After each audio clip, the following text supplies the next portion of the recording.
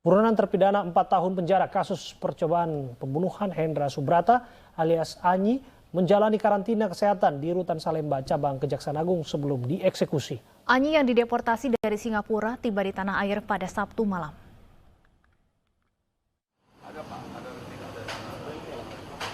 Hendra Subrata alias Anyi tiba di kantor Kejaksaan Agung Jakarta Selatan dengan menggunakan mobil tahanan Kejaksaan Negeri Jakarta Barat pada Sabtu malam. Anyi yang mengenakan rompi tahanan kejaksaan dibawa ke dalam kantor Kejaksaan Agung dengan menggunakan kursi roda karena usianya yang sudah mencapai 81 tahun. Keberadaan Hendra Subrata alias Anyi terkuak dari kejanggalan identitas saat memperpanjang paspor di KBRI Singapura pada Februari 2021. Saat itu, Hendra sudah berganti identitas dengan nama Endang Rifai. Terpidana ditemukan di Singapura saat akan memperpanjang paspor di KBRI Singapura dan ditemukan terpidana menggunakan identitas atas nama Endang Rifai oleh atasé keimigrasian KBRI Singapura dan mencurigai adanya perbedaan identitas dari terpidana. Sebelumnya, Hendra Subrata melarikan diri ke Singapura selama 10 tahun saat menjalani tahanan kota pada tahun 2011 lalu. Hendra Subrata divonis 4 tahun dari tuntutan 7 tahun penjara oleh Pengadilan Negeri Jakarta Barat dalam kasus percobaan pembunuhan rekan bisnisnya Herwanto Wibowo pada tahun 2009. Vonis ini sudah memiliki kekuatan hukum tetap setelah terpidana menempuh berbagai upaya hukum hingga tingkat kasasi. Dari Jakarta, dan Helbisa Jambati, iNews melaporkan. Polisi meringkus preman pasar yang mengancam seorang pedagang dengan senjata tajam di Pasar Pandansari, Balikpapan, Kalimantan Timur. Preman tersebut dinilai meresahkan karena sering memungut uang keamanan kepada para pedagang.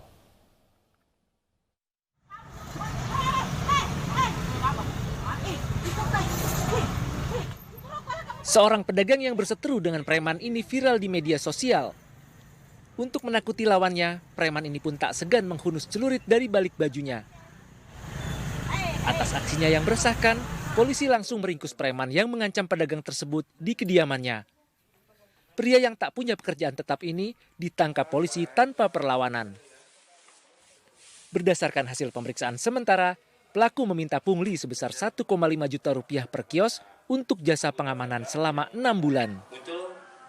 Sempat ngancam dengan menggunakan ini ya, dengan menggunakan sebilah celurit ini dan rekam di media sosial. Viral sekali di media sosial. Akhirnya kita cari kita menunggu dia sampai 1 minggu itu. Jadi anggota Jatanras Polsek Sleman Barat selama 1 minggu kita mencari, akhirnya ketemu. Pelaku dijerat pasal tentang pengancaman dan kepemilikan senjata tajam dengan ancaman hukuman maksimal 5 tahun penjara. Dari Balikpapan, Kalimantan Timur, Mukmin Aziz, iNews melaporkan.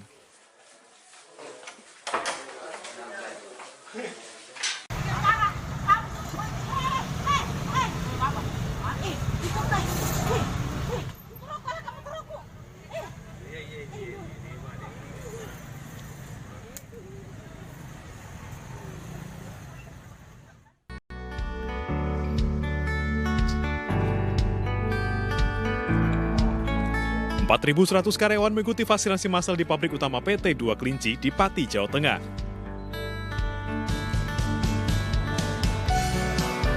Vaksinasi dibagi dalam 35 pos dengan protokol kesehatan yang ketat.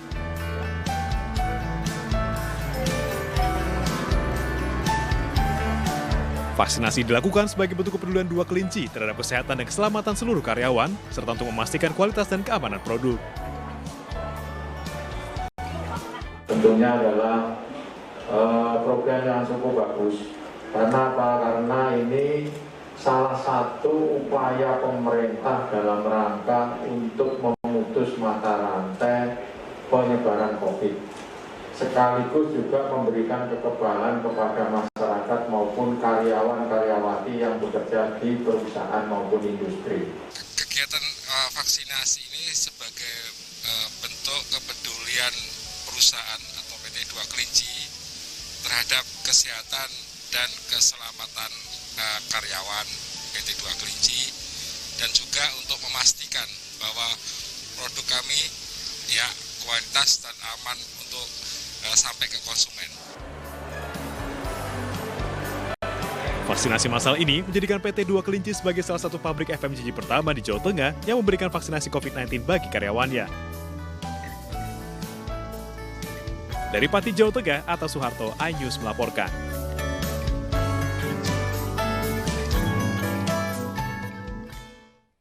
Pemirsa, kasus COVID-19 di Indonesia masih terus bertambah setiap harinya. Hingga siang tadi terdapat penambahan sebanyak 21.342 kasus baru di Indonesia. Dengan penambahan hari ini total sudah ada 2.115.304 kasus terkonfirmasi sejak awal pandemi, dengan 1.850.481